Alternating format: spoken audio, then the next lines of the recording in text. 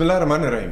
आदाब नाजरीन, गवाह में आपकी मुलाकात आज हम एक ऐसी शख्सियत से करवा रहे हैं जिन्होंने अपने वतन से दूर रहते हुए भी अपने वतन की खिदमत में कोई कसर नहीं छोड़ी। जनाब सैयद अहमद ज़ियाउद्दीन किसी तारुफ के मोहताज नहीं है। आप हैदराबाद के एक मुमताज़ घराने से ताल्लुक़ रखते हैं। इब्तिदाई से समाजी खिदमत का जज्बा रहा है। जब हैदराबाद से सऊदी अरब चले गए, वहाँ इन्होंने NRIs के मसाइल का जायज़ा लिया और NRI गल्फ फोरम कायम करके इसके बैनर तले जहाँ NRIs के लिए गैर मामूली खिदमत अंजाम दी, वहीं अपने मुल्क के परचम को बुलंद रखा। जनाब ज़िया साहब, आपका गवाह के स्टूडियो में खैर मक़दम। जी शुक्रिया, बहुत बहुत। जैसे हम ये जानना चाहते हैं कि आप एक तवील अरसे तक सऊदी अरब में रहे हैं, NRI गल्फ फोरम के सदर भी रहे हैं और आपने NRIs और हुकूमत के दरमियान एक ब्रिज का काम किया। क्या ये सिलसिला अब भी जारी है? हाँ, अल्हम्दुलिल्लाह अभी भी वो सिलसिला जारी है, क्योंकि सऊदी अरब मेरे को छोड़ के सिर्फ 3 महीने हुआ। पिछले कई बरसों से मैं 77 में सऊदी अरब गया पहली मरतबा। और शुरू से मैं बैंकिंग में हूँ। मेरा ग्रेजुएशन सिटी कॉलेज का है। मुमताज़ कॉलेज से मैं इंटरमीडिएट किया। फिर उसके बाद मैं MBA करने के लिए USA गया। फिर बाद में मैंने PhD भी की बैंकिंग में। मगर 77 में जब मैं ज्वाइन किया तो उस वक्त British bank of middle east था सऊदी अरब में। उसके बाद में वो सऊदी ब्रिटिश बैंक बना जो HSBC ग्रुप का है। मेरे ग्रेजुएशन कंप्लीट करने के बाद में 1975 में मैंने 1.5 साल एज ए केमिस्ट का पोस्ट जॉब किया मॉडर्न न्यूट्रिशन और आंध्रा फ्लोर मिल में। उसके बाद 1977 में मैंने फ़र्स्ट टाइम सऊदी अरब गया। सऊदी अरब जाके वहाँ पे मैंने बैंकिंग ज्वाइन की। फिर उसके बाद में बैंकिंग के दौरान मैंने MBA किया अमेरिका से। तो अल्हम्दुलिल्लाह हमेशा से ये ख्वाहिश रही है कि हम ख़याल और हमारे क़रीबी दोस्त अहबाब मिलके अपने ऑर्गेनाइजेशन बनाए हैं। हम 1978 में सऊदी अरब में हम हमेशा ये सोचते हैं कि हिंदुस्तान के लिए कुछ करें, हमारे हैदराबाद के लिए कुछ करें, क्योंकि हमारी पैदाइश यहाँ की है, हमारे बाप दादा की पैदाइश यहाँ की है और हमारे बाप दादा इस कंट्री को बनाए हैं। इस कंट्री की आज़ादी में जिद्दोजहद करे हैं, तो हमको उसका एहसास है। जिस तरीके से हम वहाँ पे ऑर्गेनाइजेशन बनाए, अपना पहला शुरू किए हम हैदराबादी ऑर्गेनाइजेशन। फिर उसके बाद में पूरे सऊदी अरब में ये किए कि हम इंडिया का ऑर्गेनाइजेशन बनाए हर स्टेट के लोगों के लिए। केरला, UP, दिल्ली, बॉम्बे, महाराष्ट्र, कर्नाटका, तमिलनाडु, हर स्टेट के लोग हमारे ऑर्गेनाइजेशन में है। मैनेजमेंट कमेटी में भी है और हमारे हज़ारों में मेंबर्स हैं हर स्टेट के। तो अल्हम्दुलिल्लाह इस तरीके से बढ़ते बढ़ते फिर हम लोग रियाद शहर के बाहर निकले, जद्दा में बनाए, दम्मा में बनाए, खबर में बनाए, जुबैल में बनाए। तो तकरीबन 1.5 साल में हम लोग सऊदी अरब का पूरा सर्वे करके जितने इंडियंस थे, तो 4th क्लास एम्प्लॉय हो, लेबर हो, इंजीनियर हो, प्रोफेसर हो, डॉक्टर हो, बैंकर हो, तो तमाम लोग, हर प्रोफेशन के लोग हमारे ऑर्गेनाइजेशन में थे। तो अल्हम्दुलिल्लाह उससे बढ़ते बढ़ते फिर हम लोग गल्फ़ में बनाए पूरा ऑर्गेनाइजेशन। बहरीन में, UAE में, कुवैत में, ओमान में, क़तर में, पूरे जितने GCC कंट्रीज़ थे वहाँ पे हमारे ब्रांचेस थे। मकसद यही था कि तमाम जितने हिंदुस्तानी वहाँ पे काम कर रहे हैं, एक तो उनका आपस में इत्तेहाद होना और उनको प्रोफेशनल सपोर्ट होना, क्योंकि अब लेबर आते इंडिया से 400-400, 500-500, एक शहर से 200 किलोमीटर पे जाते, कोई प्रोजेक्ट पे काम करते, उनका पुरसाने हाल नहीं होता। छोटे मोटे ऐसे चीज़ों में वो लोग फंस जाते बाज़े वक्त। कई इंडियंस जेलों में थे जो हमने जेलों से छुड़ाया।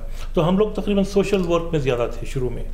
उसके बाद में हम लोग बैठ के डिसाइड किए कि मुल्क के लिए और क्या कर सकते हैं हम। जितने इंडियन बैंक से उनकी मार्केटिंग भी करते थे हम वहाँ पे। भाई अकाउंट खोलो, प्रॉपर चैनल से पैसे भेजाओ, और कोई मुश्किल आता है तो हमको बताइए आप। तो लोग पूरे फॉर्म भर के लाते थे, तो मैं डॉक्यूमेंट अटैच करता था वहाँ पे। मैं जिस बैंक में काम करता था, मेरे कई introduce account state bank of India में है। उसके बाद में विजया बैंक में है काफ़ी, बेंगलुरु हेड ऑफिस में, बॉम्बे में, इंडियन ओवरसीज़ बैंक में है और फेडरल बैंक में भी काफ़ी है। क्योंकि पूरे हिंदुस्तान से जो लोग गल्फ गए हैं, मेजॉरिटी लोग केरला से है। और नंबर 2 आंध्र प्रदेश। पहले आंध्र प्रदेश था, अब तेलंगाना आंध्र प्रदेश हो गया, मगर सेकेंड मेजॉरिटी में हम लोग हैं जिस शहर से मैं ताल्लुक़ रखता हूँ। तो अल्हम्दुलिल्लाह इसको बढ़ाते बढ़ाते हम लोग ये किए कि रेमिटेंस का चैनल। फिर उसके बाद में मैं जब बैंकिंग में था तो मैं चाहता था कि मेरे सऊदी कस्टमर जितने हैं, चाइना से या कोरिया से या ताइवान से कुछ और सामान ख़रीद रहे हैं, तो मैं बोलता था इंडिया से क्यों नहीं। वो लोग बोलते थे भाई इंडिया की मार्केटिंग बड़ी वीक है, आप इंट्रोड्यूस कराइए अगर कोई सप्लायर है तो। मैं कई सप्लायर को यहाँ पे सऊदी अरब और मिडल ईस्ट में इंट्रोड्यूस कराया। तो अल्हम्दुलिल्लाह उस तरीके से हमें हमेशा हमारा रोल ये रहा कि NRIs और फॉरेन कस्टमर और इंडियन कस्टमर के बीच में ताल्लुकात रहे। इंपोर्ट यहाँ से वहाँ से करने के बजाय इंपोर्ट यहाँ से करे, इंडिया से। इंडिया के कई कंपनीज को इंट्रोड्यूस कराया मैं पेट्रोकेमिकल इंडस्ट्री में और आपके पेंट इंडस्ट्री में, कंस्ट्रक्शन लेबर सप्लाई में। जैसा हमारे सीएम साहब खुद है, एक ज़माने में सीएम साहब से मुलाकात थी, करीमनगर के थे, वो कंस्ट्रक्शन लेबर एक्सपोर्ट करते थे मिडल ईस्ट को जी। वो MSc फिजिक्स से है, पुराने मेरे ताल्लुकात है। तो हम ये भी इंट्रोड्यूस करा भी कोरिया से लेबर क्यों मंगा रहे हैं, पाकिस्तान से क्यों मंगा रहे हैं, क्यों ना इंडिया से। इंडिया का लेबर ऑनेस्ट भी है, प्रोफेशनल भी है और वक्त की पाबंदी करता। ये एक अट्रैक्शन है इंडियन लेबर में। और इंडिया के IT के लोग छाए हुए हैं, डॉक्टर्स छाए हुए हैं, वहाँ पे टीचर छाए हुए हैं पूरे मिडल ईस्ट में, उनसे कम्पीट कोई नहीं कर सकता जी। तो हमारा हमेशा ये रहा कि अपने मुल्क के लिए काम करें, अपने वतन के लिए काम करें और आपस में इत्तेहाद रखें। और अगर कहीं वीज़े निकलते, अगर मेरे कस्टमर के पास से कोई कंस्ट्रक्शन प्रोजेक्ट है बड़ा, उसको चाहिए 400 लेबर, तो मैं हमेशा प्रेफर करता था कि इन लेबर को हिंदुस्तान से बुलाना चाहिए। क्योंकि एक मरतबा मैंने 60 हाई टेक टेंशन वायर में वेल्डर्स को इंट्रोड्यूस कराया जो इंडिया में अवेलेबल नहीं था। वो ये सिर्फ पूरा मिडल ईस्ट, कोरिया, जापान से मंगाते थे high tension labour, high tension welders को। तो मैं उनको इंडिया के हाई टेंशन वेल्डर को इंट्रोड्यूस किया, तो इमीडिएटली वो लोग, और उनकी सैलरी जो थी कोरियन और जापानीज़ की महाना $5000 थी। तो जब इंडिया से बुलाया तो बोले कि इतने एक्सपीरियंस के लोग नहीं है, तो मैंने ठीक है $3000 दीजिए आप। $3000 भी तो माशाल्लाह तकरीबन 2 लाख रुपए के करीब है। हम लोग काफ़ी कोशिश करके अपने मुल्क की तरक्की के लिए और मुल्क को मैक्सिमम फॉरेन एक्सचेंज मिलना, ये मुल्क इतना बड़ा है कि हमारे पास हमेशा ट्रेड डिफिसिट है। जितना हम लोग एक्सपोर्ट करते हैं उससे ज़्यादा हम लोग इंपोर्ट करते हैं, तो हमेशा ट्रेड डिफिसिट रहता। मकसद ये था बैंकिंग में रहने से, फाइनेंस में रहने से, कि भाई अपनी कंट्री में ट्रेड डिफिसिट नहीं होना चाहिए, मैक्सिमम बेनिफिट हम उठाना चाहिए। ये हमारा मकसद था। हम कम्पीट करते थे दूसरे नेशनलिटीज़ से, जॉर्डेनियन से, लेबनीज़ से, वहाँ से भी लेबर कॉन्ट्रैक्टर्स आते थे, पाकिस्तान से आते थे। तो हमारा मकसद हमेशा अमेरिका से, UK से, जर्मनी से कम्पीट करना करके उसके बाद में कस्टमर को बताना कि भाई Indian labour, Indian engineers, Indian plumbers, ये टेक्नीशियन लोग बेहतर है। Just we work as a bridge between the NRIs। और फिर हम लोग ये करना चाह रहे थे हमेशा कि मैक्सिमम पैसा ऑफिशियल चैनल्स और बैंकिंग चैनल से इंडिया को आना, ताकि वो काउंट हो, ताकि मालूमात हो। तो अल्हम्दुलिल्लाह इस दौरान में हम लोग तकरीबन 30 साल में के बाद हम लोग जब पूरा गल्फ़ में एनालिसिस करे और गल्फ़ में हमारे मेंबर्स को और हमारे कमेटी मेंबर्स को जब हम कैलकुलेट करें, तो पता चला कि हम लोग हर साल गल्फ़ से $30 billion we are remitting to India. तो अल्हम्दुलिल्लाह बड़ा फिगर है ये। मगर हमारी हमेशा गुजारिश रही गवर्नमेंट से कि भाई हम तो बहुत कुछ कर रहे हैं कंट्री के लिए, हम तो बहुत कुछ कर रहे हैं अपने शहर के लिए, हुकूमत भी कुछ आगे बढ़े और NRIs की मदद करे। मैं ये नहीं बता रहा हूँ कि NRIs वाइट कॉलर्स की मदद करें, प्रोफेसर की, डॉक्टर्स की, बैंकर की, इंजीनियर की। लो क्लास एम्प्लॉय जो है जिसकी तनख्वाह 1000 रियाल है, जिसमें से 300-400 रियाल वो खर्च करता, 500-600 रियाल भिजाता अपने मुल्क को, तो उसकी मदद करें। क्योंकि ये खर्चे दोनों तरफ भी बराबर होकर ख़त्म हो जाते हैं, सेविंग नहीं है उनके पास। तो उनके लिए कोई बेनिफिट दें, उनके लिए कोई हाउसिंग होना चाहिए, उनके लिए अपने प्रोफेशन में वापस आना चाहिए जब वो वापस आएंगे इंडिया को। उनके बच्चों का एजुकेशन देखना चाहिए, उनके बच्चों के लिए, फैमिली के लिए हेल्थ केयर सेंटर्स होना चाहिए। मगर हुकूमत कभी भी इसको सीरियस ली नहीं। और सिर्फ एक स्टेट है केरला का जहाँ पे NRIs को बहुत सारे बेनिफिट है। उससे हट के आप बंगाल ले लीजिए, महाराष्ट्र ले लीजिए, आंध्र प्रदेश ले लीजिए, उतने ज़्यादा बेनिफिट नहीं है। फिर भी अब 4-5 साल में कुछ बेनिफिट देख रहे हैं हम। पहले तो मिनिस्ट्री बनाए NRIs की, वो भी इतनी वीक मिनिस्ट्री थी सेंट्रल में कि उनके लिए कोई बजट नहीं है, कोई अथॉरिटी नहीं है। तो वैसे फिर हम काफ़ी मेमोरेंडम सबमिट किए करके अल्हम्दुलिल्लाह फिर कुछ गवर्नमेंट से मनाने लगा रहे हैं। पिछले 4-5 चल रहा है। अभी भी तकरीबन 25 मिलियन इंडियंस गल्फ़ में है और रेमिटेंसेस काफ़ी आ रहे हैं। और दूसरी बात यह है कि हुकूमत की कोई मदद दरपेश नहीं आई कभी भी। हुकूमत का ये होता मतलब ये है कि भाई हुकूमत का फॉरेन मिनिस्टर अगर कोई गल्फ़ कंट्री को गया, या प्राइम मिनिस्टर गल्फ़ कंट्री को गया, या कोई चीफ मिनिस्टर स्टेट का गया, हुकूमत की बात करता है भाई दुबई में, अबू धाबी में, क़तर में, सऊदी अरब में, करके ये बताते हैं कि भाई हमारे पास इस वक्त तो 25 मिलियन है, मगर हमारे पास और गुंजाइश है, क्या हम 2 मिलियन इंजीनियर्स को और भेजा सकते हैं, कंप्यूटर IT को कोई भेजा सकते हैं। तो हमारे ताल्लुक से कोई बात नहीं करता। जितने 25 मिलियन गए हैं वो अपनी ओन रिस्पॉन्सिबिलिटी, अपना ओन खर्चा करके गए। रिस्क लेके। कभी हम लोग बॉम्बे ट्रैवल नहीं किए, तो दूसरे मुल्क में जाके रहना और वहाँ पे बसना, वहाँ के लोगों से ताल्लुकात रखना, दोस्ती रखना, नौकरी ढूंढना। तो कोई गवर्नमेंट हमको ला के जॉब नहीं दी हैदराबाद में या बॉम्बे में या बेंगलुरु में या कलकत्ता में।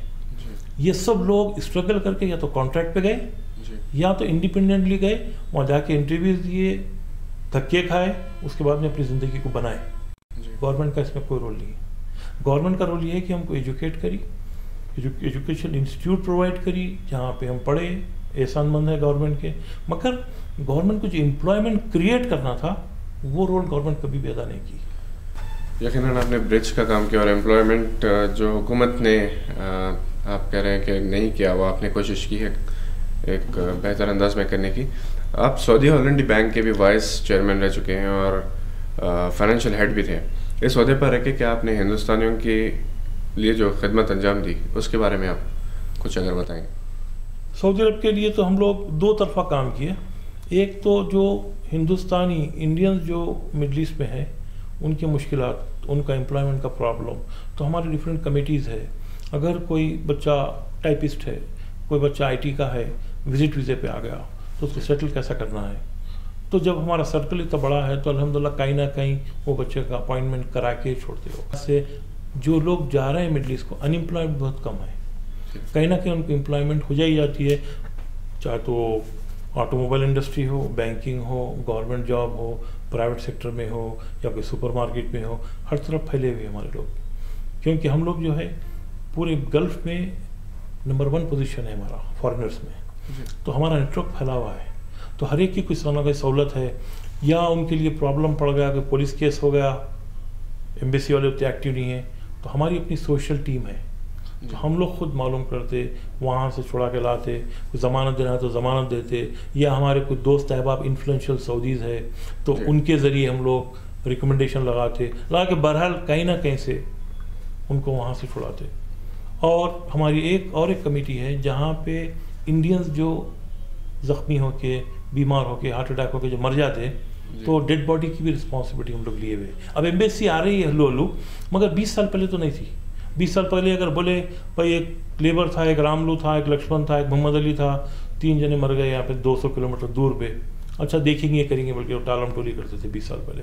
अब थोड़ा सा एक्टिव है, मगर हमारी अपनी सोशल जॉब, उनका काम यह है कि जो एयरलाइंस इंडिया को आ रहे हैं, हैदराबाद आओ, केरला आओ, बॉम्बे आओ, उनसे हमारे ताल्लुकात थे, कोऑर्डिनेशन था, तो हम उनके साथ डेड बॉडी को इंडिया भेजाते थे। तो ये अल्हम्दुलिल्लाह एक ज़माने से काम चल रहा है हमारा। जी, आप मुसलसल सारे दुनिया का दौरा करते रहे हैं और जहाँ भी जाते हैं हिंदुस्तान की बात करते हैं, तो अपने मुल्क की नुमाइंदगी करते हुए आपको कैसा लगता है? अल्हम्दुलिल्लाह I feel more comfortable when I am talking about. Germany जाता हूँ मैं, तकरीबन 30 कंट्रीज़ फिरता हूँ। 30 में मेरे लिए जो इम्पोर्टेंट कंट्रीज़ है वो है number 1 America, number 2 Japan, number 3 China, number 4 India, number 5 UK. ये हमारे 5-6 कंट्रीज़ है जहाँ पे हमारा तकरीबन 30 to 40% बिजनेस होता है गल्फ़ का जी। उसका रिमेनिंग जो है वो एक 20 कंट्रीज़ में होता। तो मैं ये करता हूँ कि हर साल तकरीबन 15-16 कंट्रीज़ को जाता हूँ जो टॉप के हैं। फॉर एग्ज़ाम्पल ले लीजिए आप, हम बहुत 30-40 साल से मेहनत करके आज अल्हम्दुलिल्लाह इंडिया और गल्फ़ ऐसे मुकाम पे पहुंच गए हैं। हमारा नंबर पहले 12वां नंबर था वर्ल्ड में, 12 India was number 12 for import and export with the middle eastern countries. अब लास्ट ईयर नंबर 4 पे आ गए हम। हमारा जो ट्रेड है इस वक्त पूरे गल्फ का जो ट्रेड है, नंबर 1 अमेरिका है, नंबर 2 जापान है, नंबर 3 चाइना है, नंबर 4 इंडिया है। अगर आप फिगर देखना चाह रहे हैं, खाली सऊदी अरब के फिगर, टोटल गल्फ के जो ट्रांजैक्शंस है इंडिया के साथ $200 बिलियन के है एनुअली जी, जिसमें इंपोर्ट भी है एक्सपोर्ट भी है। हम मिडल ईस्ट में तरकारी इंपोर्ट करते हैं इंडिया से, टेक्सटाइल, कई आइटम्स है, इलेक्ट्रिकल आइटम्स, इलेक्ट्रॉनिक आइटम्स, आपके स्पेयर पार्ट्स कार के, ये पूरे जो इंपोर्ट करते हैं हम लोग वो, और एक्सपोर्ट जो करते हैं हम oil and petrochemical mainly gulf से, टोटल $200 बिलियन का ट्रांजैक्शन होता है। उसके अंदर अगर आप सेपरेट करें इंडिया और Saudi Arabia, Saudi Arabia is a major trading partner of India in the Gulf. तो सिर्फ सऊदी अरेबिया से लास्ट ईयर का फिगर है $84 बिलियन। $84 बिलियन ट्रेड हुआ between Saudi Arabia and India. जिस तरीके से अगर हम प्रमोट करें, 20 साल पहले हार्डली 10 कंपनियां पूरे सऊदी अरब में काम करते थे इंडियन, आज 170 कंपनी है।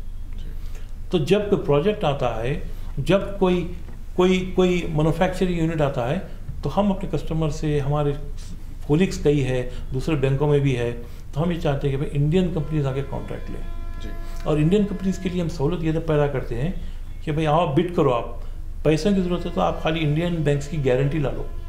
वो गारंटी के अपोजिट हम अपनी गारंटी इशू कर देते हैं। मेरे दोस्त सऊदी अमेरिकन बैंक में है, बैंक अल जजीरा में है, सऊदी ब्रिटिश बैंक में है, रियाद बैंक में है, NCB में है, और सऊदी अरब की जितनी बैंकिंग है वो कमेटी का चेयरमैन भी था हमें 5 साल। तो ये पूरे बैंक्स जान पहचान के है, तो उनको हम फोर्स करते भाई ये कंस्ट्रक्शन प्रोजेक्ट है, डैम बन रहा, ये रोड बन रही है 100 किलोमीटर की, तो क्यों ना इंडियन कंपनीज को इन्वाइट किया जाए, इंडियन कंपनीज को फैसिलिटी प्रोवाइड किया जाए। अब देखिए आप, जद्दा मक्का के जितने ड्रेनेज पाइपलाइन है, सीवेज पाइपलाइन है, मैं एक कंपनी को बुलाया दिल्ली से जी, उसको कॉन्ट्रैक्ट दे रहा है। तो हमारा हमेशा शुरू से, वो लोग सरदार जी थे, तो हमारा हमेशा ये काम है कि भाई अपने कंट्री के लिए कुछ काम करें, डायरेक्टली हो इनडायरेक्टली हो, कंट्री की मदद करें। हमेशा से जो भी हुकूमत हो, हम पॉलिटिक्स में इन्वॉल्व नहीं हुए, हम पॉलिटिक्स पॉलिटिशियनों पे छोड़ दिए। मगर पॉलिटिक्स पॉलिटिशियनों पे छोड़ने से कोई मसाइल के हल नहीं देख रहे हैं। अब हमको अफसोस होता कि भाई हम इतनी मेहनत, लेबर एक है जो 300 रियाल खा रहा, 700 रियाल घर को भिजा रहा, उसके फ्यूचर डार्क दिख रहा। तो अब हम हुकूमत को एनालाइज कर रहे हैं पिछले 10-12 साल से कि हुकूमत अपनी धुन में है, नाइंसाफ़ी बढ़ते जा रही, माइनॉरिटीज़ का कोई ख्याल ही नहीं रख रहे हैं, सिर्फ जो बिलियनर है वो बिलियनर बन रहा, जो मिनिस्टर्स है मिनिस्टर वही फिर के आ रहे हैं, वायदे करते झूठ, कोई उसको ऑनर नहीं करता, कोई कमिटमेंट नहीं है। तो इससे हमको अफसोस होता कि भाई हम किधर जा रहे हैं। हम अपने किस हज़ारों किलोमीटर दूर रह के अपने मुल्क के बारे में सोचते, अपने शहर के बारे में सोचते, मगर यहाँ के पॉलिटिशियन, यहाँ के ब्यूरोक्रेट्स, यहाँ के जो पॉलिसी बनाने वाले, हम पिछले 30 साल से बता रहे हैं भाई NRS के लिए कुछ करो। कोई पॉलिसी में NRS का जिक्र नहीं है। अभी बजट आया 1 हफ्ता पहले, कोई जिक्र नहीं है NRS का। जब आप हुकूमत में कई ऐसे फैसिलिटी है, अगर एक मैन्युफैक्चरिंग यूनिट है, लेदर के बैग बनाता कोई, वो अगर एक्सपोर्ट करा जर्मनी को, फ्रांस को, UK को, USA को, उसको रिबेट मिलता, क्योंकि वो जनरेट कर रहा फॉरेन करेंसी, यूज़ कर रहा इंडियन रुपीस लेबर को देने के लिए, मटेरियल खरीदने के लिए। जब वो एक्सपोर्ट करता तो उसको एक्सपोर्ट बेनिफिट मिलता, टैक्स में रिडम्पशंस मिलते हैं उसको जी, बेनिफिट है। मगर NRI जो $20 बिलियन सालाना कमा के दे रहे हैं आपके बगैर इन्वेस्टमेंट के, हुकूमत का कोई इन्वेस्टमेंट नहीं है, 25 बिलियन जो गल्फ में काम कर रहे हैं, हुकूमत का कोई रोल नहीं था कि हमको बाहर लेके जाके नौकरी दिलाए, कुछ रोल नहीं था। हम अपने से जाके अपनी फैमिली को पढ़ा के, अपनी फैमिली को पाल के, अब जब हम पलट के जब इंडिया की न्यूज़ देखते, इंडिया के चैनल देखते, इंडिया का न्यूज़पेपर पढ़ते, इंडिया का बजट देखते, अफसोसनाक रहता। हमारे लिए कुछ नहीं। आज भी NRI आए हैं, रोड पे है, गरीब है वो लोग, कमाए खाए, बच्चों को पढ़ाए, मगर आज रहने को घर नहीं है, नौकरी नहीं है, टेक्नीशियंस है मगर कोई अपॉर्चुनिटी नहीं है, गवर्नमेंट की सपोर्ट नहीं है, एम्प्लॉयमेंट ऑफिस नहीं है। केरला कुछ छोटे मोटे काम कर रहा, केरला पेंशन निकाला 5 साल पहले। NRI अगर वापस आएंगे हर महीना कुछ कंट्रीब्यूट करेंगे 1000 रुपये, तो वापस आने के बाद में उनको गवर्नमेंट और ऐड करके एक पेंशन मुकर्रर करेगी जी। तो कम से कम इत्मीनान की ज़िंदगी रहती, भाई वापस आने के बाद में हमारे खर्चे के लिए 10,000 रुपये मिल रहे हैं, हमारे वो नहीं है, कोई स्टेटमेंट नहीं। तो ये बड़ा अफसोसनाक है बात। वैसे तो बहुत करते मगर अल्टीमेटली जब बजट आता, जब मांग की जाती तो कोई चीज़ नहीं है। अब इंशाल्लाह तेलंगाना में कुछ हो रहा है, CM साहब कुछ करे हैं, कुछ मिनिस्ट्री बनाए हैं NRI की, देखते हैं बाइंदा इंशाल्लाह क्या होगा। बजट की आपने बात की, बिलियंस ऑफ डॉलर्स की आपने बिजनेस की बात की, फाइनेंशियल एक्सपर्ट की हैसियत से आपका मुल्क के माशी हालात के बारे में क्या ख्याल है? मुल्क की माशी हालत देखिए आप, India is one of the largest democratic country.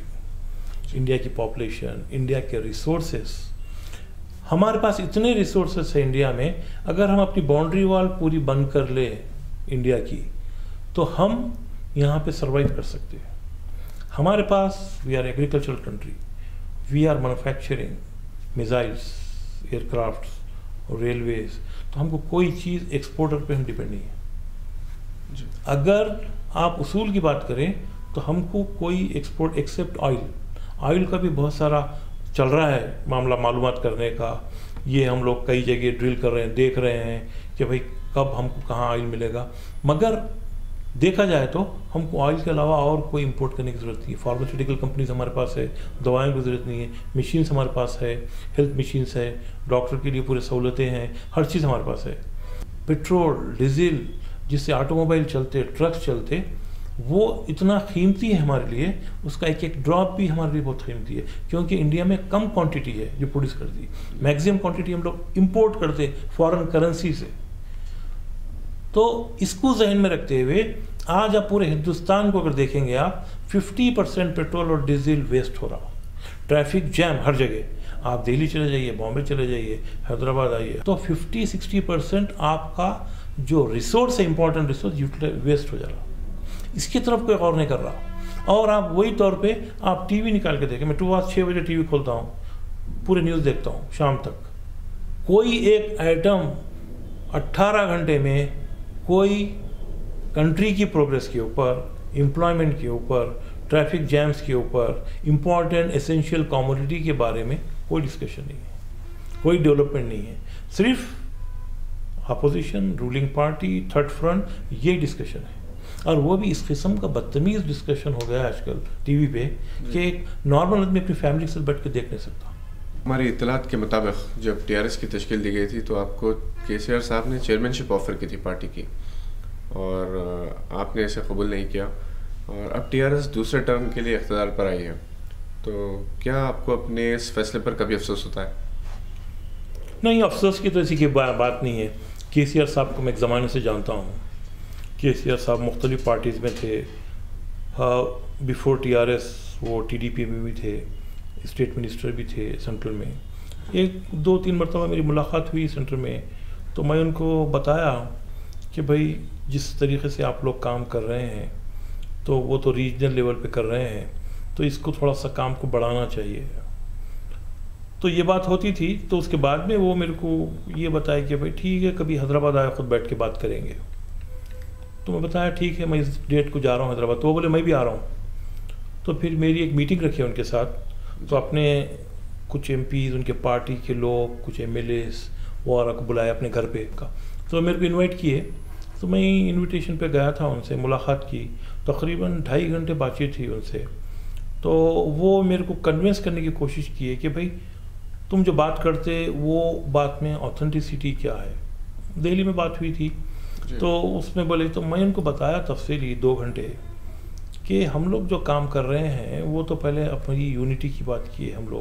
हम लोग हर स्टेट के लेबर हो या प्रोफेसर हो या डॉक्टर हो, हर एक को हम लेके चल रहे हैं बाहर, ख़ासतौर पे गल्फ़ में। तो इसके अंदर तकरीबन 25 मिलियन हमारी स्ट्रेंथ है गल्फ़ में।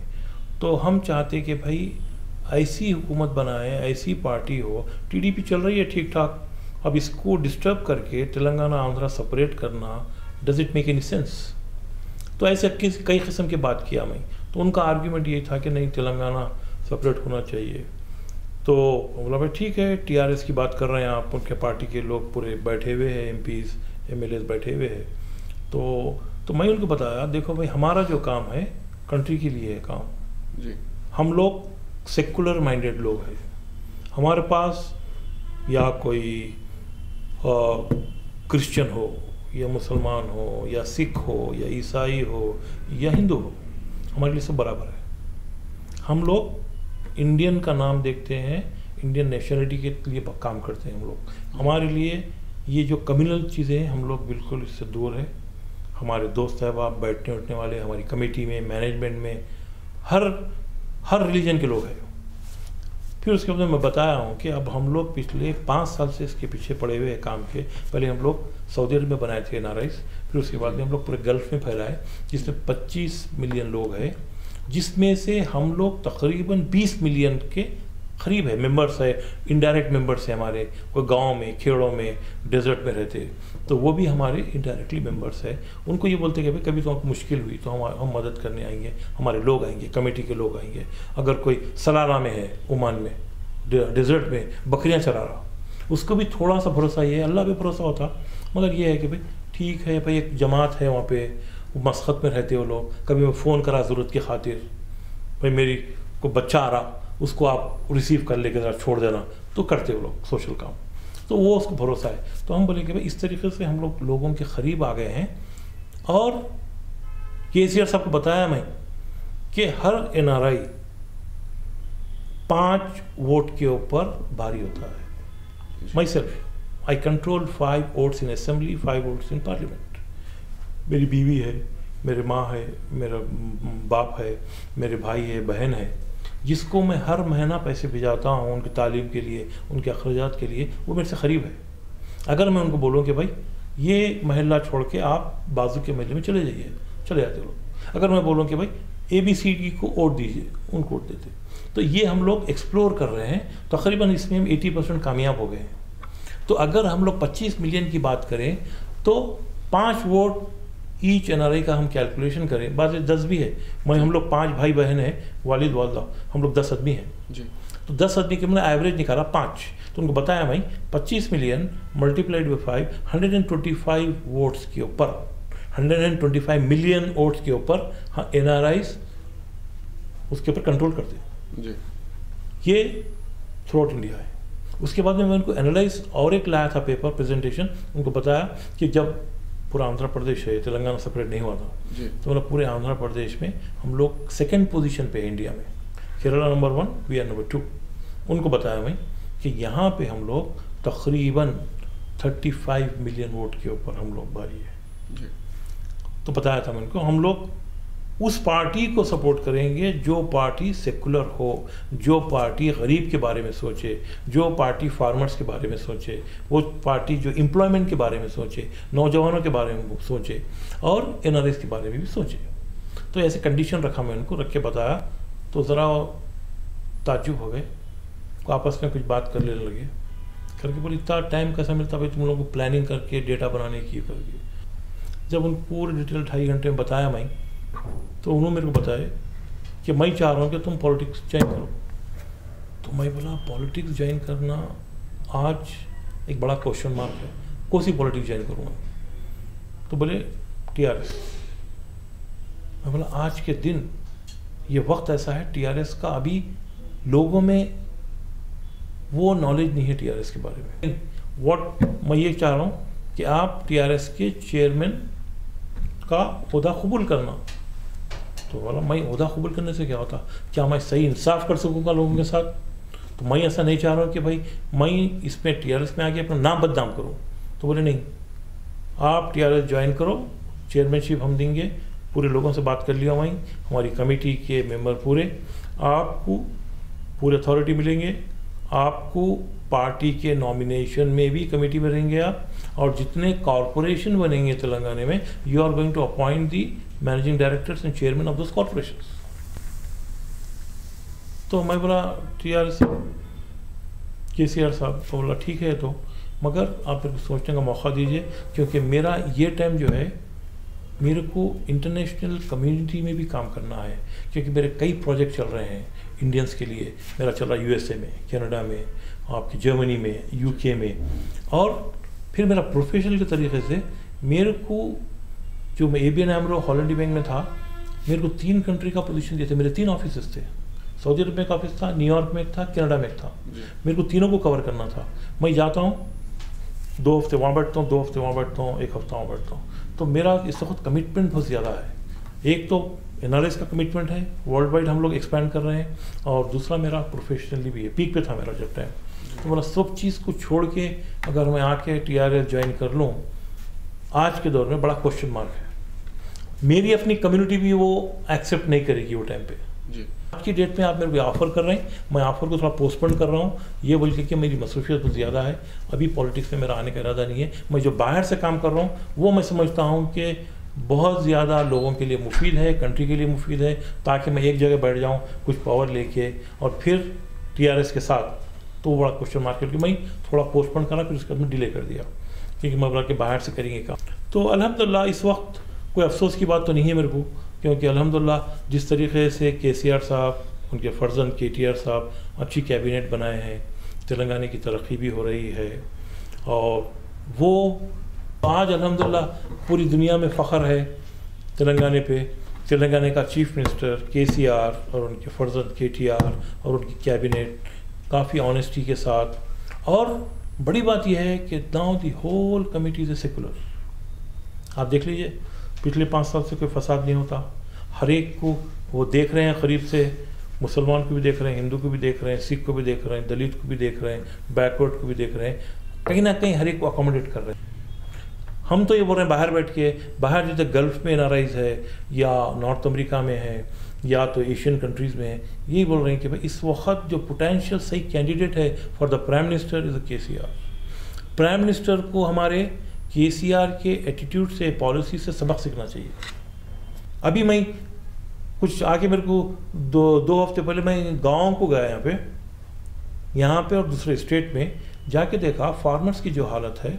फार्मर से पूछा भाई तुम ज़राअत क्यों नहीं कर रहे हैं? एग्रीकल्चर बारिश पे डिपेंड है, अगर बारिश होगी तो हम एग्रीकल्चर करेंगे। क्यों भाई? We are agricultural country. हम लोग 1.3 बिलियन लोग खाते हैं, 1.3 बिलियन का एक्सपोर्ट भी करते। आप देख लीजिए हिस्ट्री उठा के पिछले 20 साल की। आप USA को जाइए, इंडियन राइस, इंडियन आटा, इंडियन दाल, हर चीज़ इंडियन। मिडल ईस्ट को चले जाइए, एवरीथिंग इंडियन। दूसरे कंट्री के भी आते कुछ लोग, थाईलैंड से आते, पाकिस्तान से, तो मगर we are dominating that part. We are exporting exactly the same quantity what 1.3 billion people are using day and night. हमारी एग्रीकल्चर कंट्री है।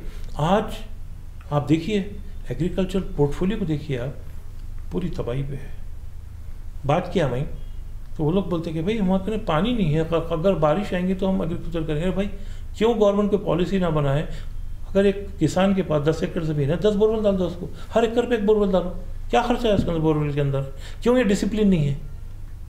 अब कुछ फार्मर से मैं बात किया तो बोल रहे हैं हम अपने बच्चों को एग्रीकल्चर पे नहीं रख रहे हैं, ये बच्चों को हम लोग शहरों की तरफ भिजा रहे हैं ताकि वो कंस्ट्रक्शन लेबर काम करें, रोज़ाना शाम में कुछ पैसे 100-200 रुपये कमा के घर को लाएँ। क्योंकि हमारे पास इस तरीके से मुश्किलात हो रहे हैं कि हमारे पास कोई ज़राअत नहीं है, कोई रिजर्व नहीं है, धान नहीं है, गेहूँ नहीं है, तो ये प्रॉब्लम होगा। अगर आप इसको अगर कंट्रोल नहीं करेंगे, आने वाले 10 साल में एग्रीकल्चर का शॉर्टेज हो जाएगा इंडिया में।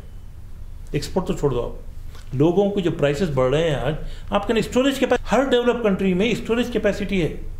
अगर दूसरे कंट्रीज़ का स्ट्रक्चर देखें, आप स्टडी करें डीपली, जब टमाटे का सीज़न आता तो टमाटे जो एक्सेस है वो स्टोरेज में बंद कर देते, जो पिछले 4 महीने के लिए आपकी पॉपुलेशन को रिक्वायरमेंट हो, वो स्टोरेज करते, उसका स्टोरेज डेली निकालते, रेट पे कंट्रोल रहता। डेवलप कंट्री में पूरा वैसी है। कोई आप ये नहीं देखेंगे 4 रुपये से 40 रुपये किलो। उनके पास ये कैपेसिटी है, गवर्नमेंट डेवलप करी है। फार्मर्स को बोलती है ये हिस्सा तुम आके रख लो अपना स्टोर। उन तकरीबन 50 लारी टमाटर ला के डंप कर देता हूँ। ये जहाँ कहीं भी रहे, हम जिस कंट्री को भी जाए, तो हम अपने शहर, अपने स्टेट, अपनी कंट्री की बात करते हैं। तो कनाडा में भी अल्हम्दुलिल्लाह काफ़ी बिज़नेस कम्युनिटी को इनकरेजमेंट है। फिर वहाँ के जो हम लोग इंडियंस है ओरिजिनली, तो हम लोग उनकी अपने एसोसिएशंस है, तो उसके अंदर हम लोग कम्युनिटी काम करते हैं। उसके बाद में कम्युनिटी में कई चीज़ें आते हैं। अब जैसा कि वहाँ पे मेरे बच्चे खुद है, वो बड़े हॉस्पिटल है, ट्रिलियम हॉस्पिटल, जहाँ मेरा हार्ट का ऑपरेशन हुआ था, तो वो जाके फ्रीली सर्विस देते अपनी कम्युनिटी सर्विस। तो वहाँ पे है, तो अल्हम्दुलिल्लाह स्टूडेंट्स में भी इन्वॉल्व है, स्पोर्ट्स में भी इन्वॉल्व है, और बिज़नेस में हम ये चाह रहे हैं कि हमारी एसोसिएशन के थ्रू मैक्सिमम लोग बिज़नेस में आए। और उसमें से दूसरी बात हम लोग अभी शुरू किए हैं कि जितना हो सके इंडियन प्रोडक्ट को एक्सप्लोर करें वहाँ पे। जैसा कि हमारे साथियों में ये है कि कोई गारमेंट्स का शुरू कर दिए, कोई आपके लेडीज़ गारमेंट्स का शुरू हो गया है, आर्टिफिशियल डायमंड का शुरू हो गया है, आर्टिफिशियल गोल्ड का है, कंप्यूटर्स का है।